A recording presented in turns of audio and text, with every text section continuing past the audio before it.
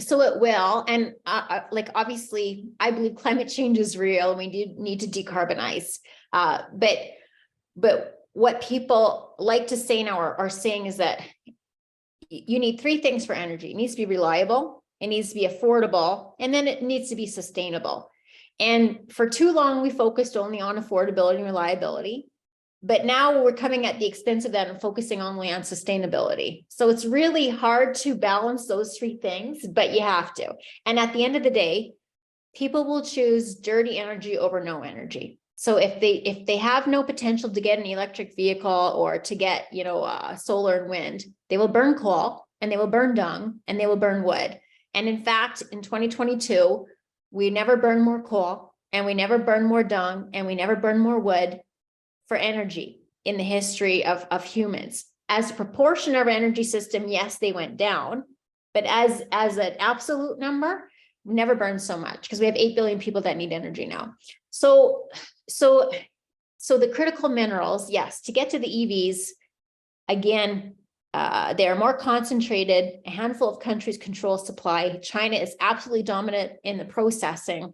And that's why you're seeing the G7, the International Energy Agency, Canada, United States, everyone's scrambling a little bit to address those critical minerals, which is why the mining numbers I showed you are so concerning, because obviously the mining sector isn't getting the investment, doesn't see the business case, doesn't think there will be the demand, or just can't simply pull together, can't make it viable to invest in those mining. So some people, will say, oh, well, we have enough reserves for all of this to get to net zero. And it doesn't matter if the mines don't, it doesn't matter if it's in the crust, and there's no way to get it out. And there's no one who's, like my husband now, doing 2 weeks underground in uranium mine. Not a lot of people your age want to go work underground for 2 weeks anymore. So who's going to dig up those things?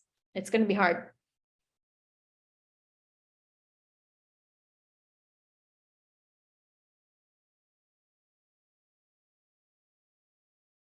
Well, for India, it's tricky because now they're the most populous country in the world. We can expect them maybe not as dramatic as China because they don't have a one-child policy, but they will have this dramatic period of growth where they're also ravenous. You know what I mean? Where they actually, so I don't know that India, certainly not on everything. I think, India does have a ton of coal. I think they're a huge producer of coal. They even have some oil, but they're still an importer of oil. So India, I think, simply will need to import more to satisfy the needs of its, 1.3 billion people, especially as they move out of poverty into kind of lower income or middle income. So India will be, like China, a bigger importer, I think, of these resources rather than an area where we can look, to get more things out of, except on the processing side. I can see India, Indonesia, Malaysia, Vietnam filling some of the gap that China's been filling on the processing and refining side. Other ones like Brazil has also tremendous potential. So I think people are looking to Brazil, people are looking to Latin America, people are looking to Africa. But I think the copper and the cobalt are in just a handful of countries. The ones that we, like to talk about that have massive kind of world leading reserves don't seem to be in Brazil. I never hear about. So in the things that we think will be tightest on, I don't think Brazil is the obvious answer, but it can produce more oil for sure. So I guess at the bigger, to think about your question strategically, the models, of course, we don't want it to be, Europe and North America and Japan and Korea versus everyone else.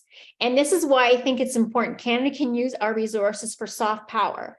That if we can give, Latin Americans and Africans some of the things that they need, not to mention oil, natural gas for cheap, that they will give us some of the things that need. So we want to have that trade. We don't want to push them to Russia and to China. We want to give them other options.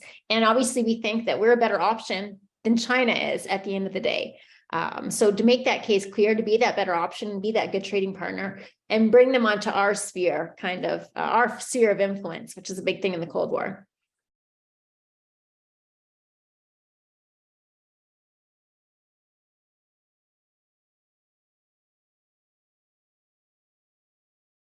So the problem with the Canadian supply, so one thing is it is tremendous.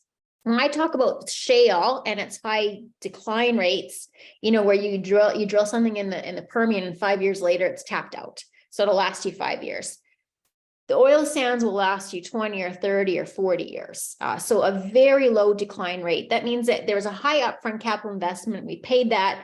Now they take very little amount of money to just kind of keep chugging along for 20 or 30 years. So it is very reliable oil supply, but very slow. You can't ramp up and down like you can with shale or that you can with conventional. We do have conventional too. 1 million of our barrels of about 4.5 million barrels are conventional. So we do have some of that too. And we could ramp it up, but there's nowhere to get it to market. And that's been our problem for the last 10 years. No more pipelines means that we can't produce production because we can't get it to market anywhere. So that's why TMX becomes very important. I think we can, another 600,000 barrels that we can get to global markets. Japan is waiting for that. South Korea is waiting for that. They're stuck on Russian oil right now. They don't want to be stuck on Russian oil. So that will be very welcome in the next year when TMX comes online. We should have done a Keystone XL. And I think sometime in the next 10 years, someone will do something like Keystone XL, because the Americans have even built up refining capacity, expecting that they'll produce, to match their production of today. As their production goes down, they'll have this untapped refining capacity. So they will be stranded assets unless they can get more oil into them. And so I think Canada will be the obvious thing. If we can't build another pipeline, I think we'll see more crude by rail going south. And it's an inefficient and expensive way. But if oil is at 100 or 120 or $150 a barrel, it's still very, very economic to ship it crude by rail. So the best thing we could do is build some more pipelines. I think we will one day soon wish we had Northern Gateway and a Keystone XL, and we're very glad when we have TMX. But that is the limit of, we cannot replace shale oil because, right now we can export maybe 4 million barrels, 3.5, 4 million barrels.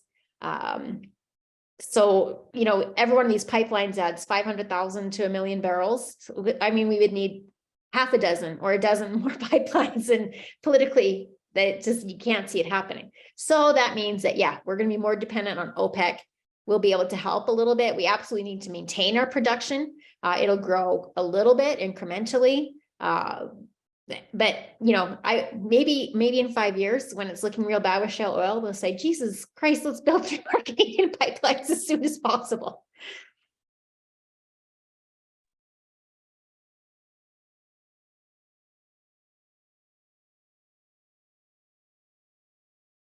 End of the day, for me, it's affordability and reliability. So when you don't have, Canada is the most energy secure country in the world. There's actually a ranking. And I think that's why we become so complacent about it, because we aren't the ones that are going to suffer. Actually, when it's $100 a barrel, $150 a barrel oil, we'll be doing great. It's going to be great for Alberta. It's pretty good for Saskatchewan. It's going to be very bad for a couple other billion people, though. So, and we have great hydro, we have great uranium, we have great natural gas, we have wind assets, we have solar assets, we have everything in this country, and we take it for granted. But other people, when you don't have affordable energy, again, you turn back to coal, or you turn back to wood, or you turn back to dung. In Poland, they're cutting down forests this year because they couldn't use Russian natural gas. And your life expectancy goes down, and you can't afford as much food. It's terrible for the economy. Industry has to shut down if it can't compete, can't sell its product. All this, all the smelting, all the fertilizer, all the industrial activity, all of that depends, almost exclusively on fossil fuels, because only fossil fuels provide that industrial heat that you need to make steel, to make cement, to make fertilizer, to make chemicals. So we take all this for granted. Everything will be more expensive. And poorest people will starve, and that's already happening. And then there's reliability. I don't think people will starve in North America and Europe and Japan and China, but we are going to see less reliable energy. So you'll see more brownouts. You'll start to see some blackouts. South Africa is seeing tremendous blackouts. And again, that's very disruptive to the economy. It's very disruptive to people's lives. So all this great energy, and it's been pretty cheap for the last 8 years. We've taken that for granted. And nothing is good when people can't afford energy.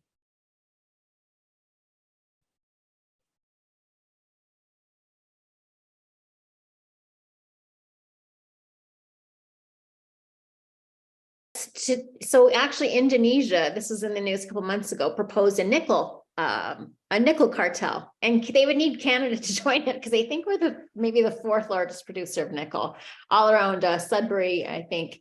And Canada's like, no, I don't think so. But you can see as critical minerals get more critical, as supply starts to, stocks go down, as these become more essential, of course, I expect every state to try to use their resources in the most, in the way that advances their interests and their foreign policies the most. And that's just what states do. So those that can will absolutely do it. Again, there's so far you can go with this, that, if Congo has all the cobalt, it's hell to deal with the Congo. There's so much corruption, it's hard to get out. Then people are looking at what other metals can we replace cobalt with? What might be a little bit more expensive, but that we have a better supply chain, it's easier to get. Same with, if copper can be broadly replaced with, for example, aluminum, but now you have to go and find more aluminum, or lithium can be somewhat replaced with sodium. It's just not as efficient. But at least you can get the sodium. So I think the tech will evolve to what is available. But again, when you're not using perfect things, when you have to go to kind of your plan B, then it just becomes more expensive and less reliable. And again, makes the energy transition just take longer and longer.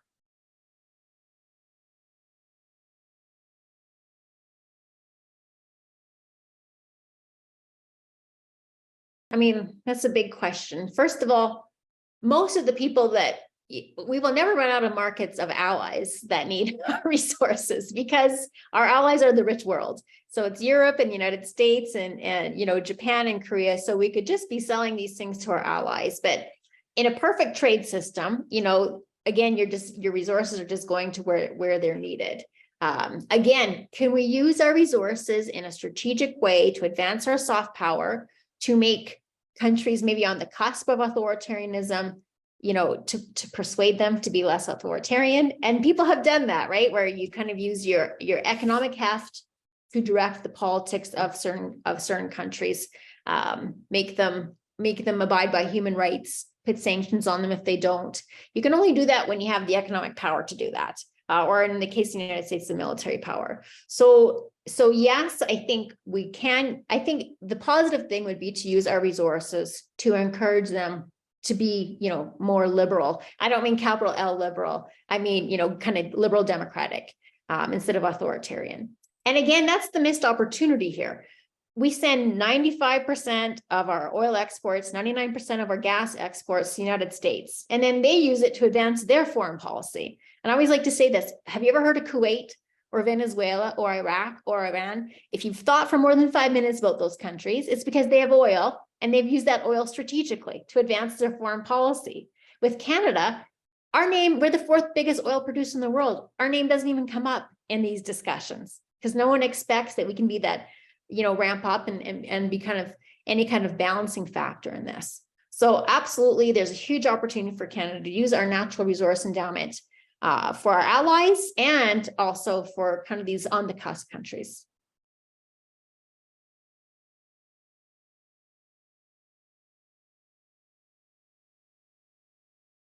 I would think that that's the best use of labor processing. Frankly, it is dirty. If you don't have to do it, you don't want to do it. And I can't, I think, we got a handful of smelters left in Canada. They produce they aren't healthy, I guess, to be living next to a smelter. Someone's got to do it. Unfortunately, it's going to be the poor people. And that's just how the world works. But I think the opportunity is to move it out of China and to help, other Asian countries, even African countries, use their, they have a lot of excess labor, and to, invest into reshoring, I guess, that processing, that refining capacity into friendlier countries in Asia and Africa. So I don't see Canadians getting into that business. It is labor intense. And Canada has 40 million people. We're never going to be, even on manufacturing, other than, a few places in kind of around Toronto and Montreal. The labor intensive industries are not the ones that we're going to, be the most competitive at.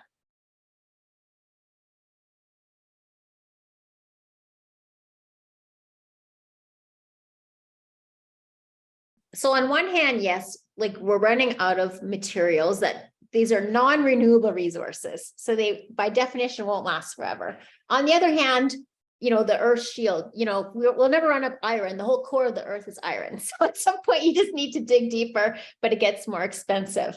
But the more important answer to your question is that energy density matters.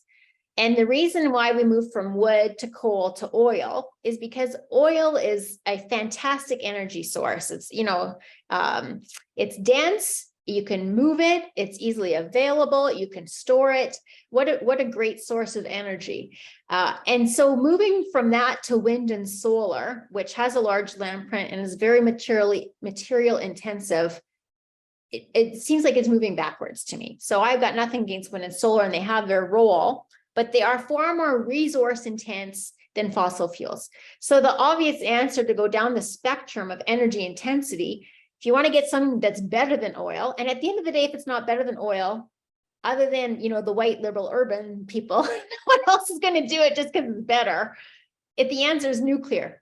Nuclear is so energy dense, you can put it anywhere. You can't put solar anywhere. If it's a cloudy place, you can't put solar. If it's not wind, you can't put wind. You can put nuclear anywhere and everywhere. It is the most dense. You can't be more dense than nuclear. It is a perfect form of energy. We know how to do it. For me, that's the future. And that's why, I'm from Saskatchewan. I think Alberta is great too. But that Athabasca Basin in Saskatchewan, I tell people, have you seen the movie Dune? Because that's spice. What they have in Athabasca is spice. And they can provide energy security for everyone for centuries, like I say. And the other thing about nuclear, so nuclear is not just electricity, it's not just power. You can also use nuclear for industrial heat, and you can also use nuclear to produce hydrogen, so that when you do need a fuel and you do need it to move, it's in a car or a ship or a truck, you can use hydrogen. Nuclear does it all.